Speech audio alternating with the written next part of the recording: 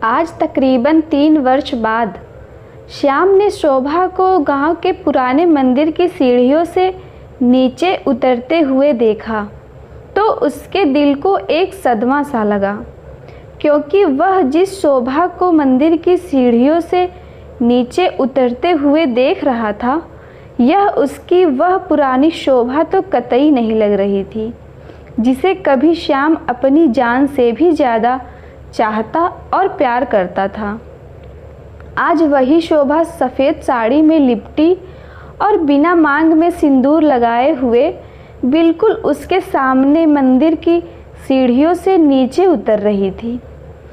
यह देख श्याम की आंखें भर आई और उसके होठ से न चाहते हुए भी निकल पड़ा कि हे भगवान, आखिर ये मेरी शोभा के साथ क्या हुआ। ये दिन देखने से अच्छा होता कि मुझे मौत आ जाती। कितनी मासूम और खूबसूरत थी मेरी शोभा। अगर वे हल्के से हंस भी देती थी तो ऐसा लगता था कि जैसे आसपास के सभी पेड़ पौधों को एक नई जिंदगी मिल गई हो। तभी मेरी तंद्रा भंग हुई और मैं खुद को शोभा के पास जाने से नहीं रोक पाया। और जैसे ही शोभा की नज़र मुझ पर पड़ी तो उसने कहा, अरे श्याम, तुम यहाँ?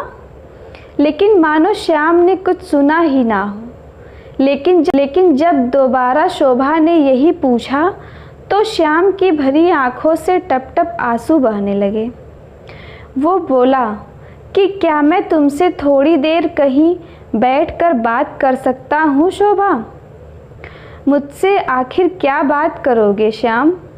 अब आखिर मेरे पास तुमसे बात करने के लिए बचा ही क्या है?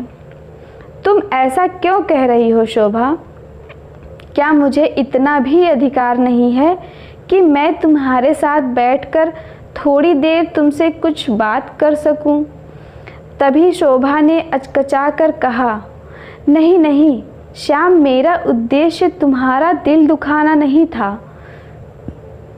दरअसल कहीं लोग मुझे तुम्हारे साथ बात करते हुए देखकर कहीं तिल का ताड़ न बना दें और कहें कि देखो तो अभी विधवा नहीं हुई कि गैर मर्द से बात भी करने लगी। वैसे भी मुझे विधवा हुए अभी ज़्यादा समय भी तो नहीं हुआ है।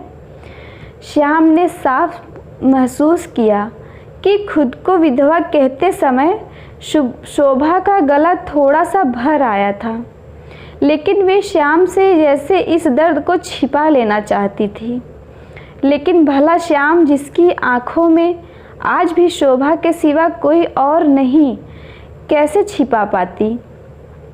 खैर, फिर श्याम ने कहा, प्लीज़ शोभा, आखिरी बार मुझसे बात कर लो, फिर मैं कभी भी तुमसे बात करने की गुजारिश नहीं करूँगा और ना ही तुम्हारे सामने कभी पढ़ने की कोशिश करूँगा।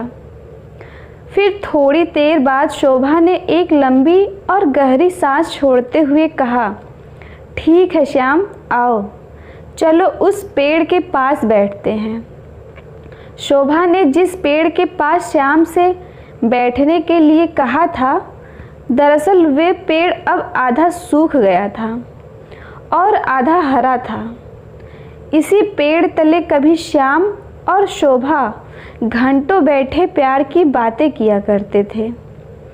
एक तरह से ये पेड़ शोभा और श्याम के प्यार का मूक गवाह भी था।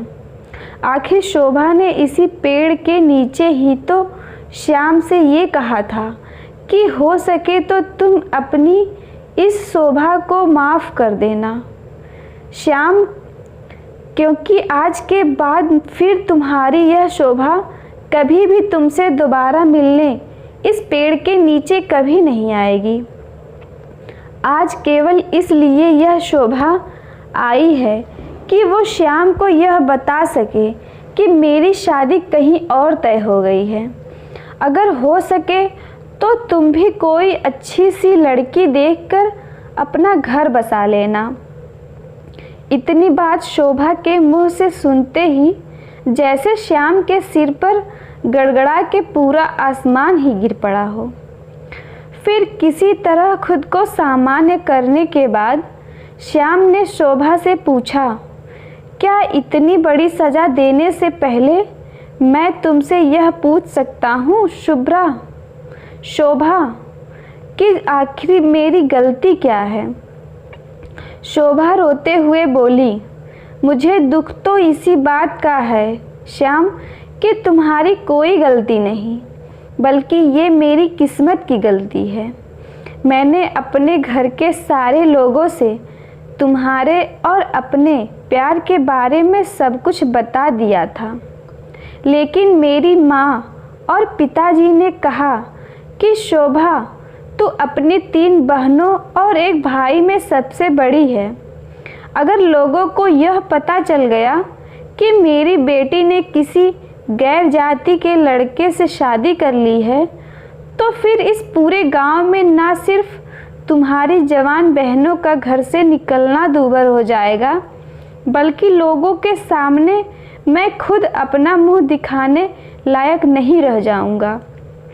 इसके अलावा उन दोनों की शादी भी किसी अच्छे घर में नहीं हो पाएगी। क्या तुम चाहती हो कि तुम्हारी बहनों के साथ ऐसा हो शोभा? अगर हाँ, तो फिर मैं तुम्हें नहीं रोकूंगा, जाओ।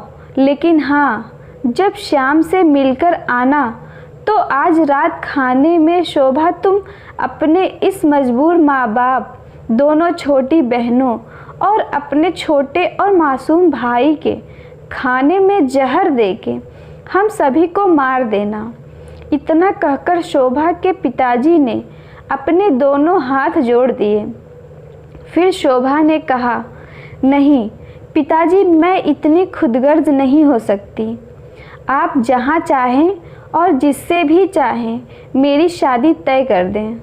इतना कहकर रोती हुई शोभा घर से निकली और यहाँ श्याम के पास आखिरी बार मिलने आ गई।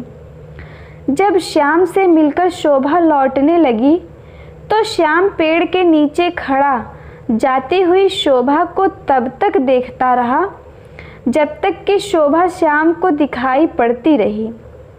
आखिर श्याम अपनी शोभा को आखिरी बार जो देख रहा था। फिर पेड़ के पास पहुंचने के बाद शोभा ने एक तरफ पूजा की थाली रखने के बाद श्याम से कुछ दूर बैठने के बाद बोली, देख रहे हो श्याम कि जिस पेड़ के नीचे हम तुम कभी घंटों बैठकर बात किया करते थे, अब वह पेड़ आधा बिल्कुल मेरी ज़िंदगी की तरह सूख गया है।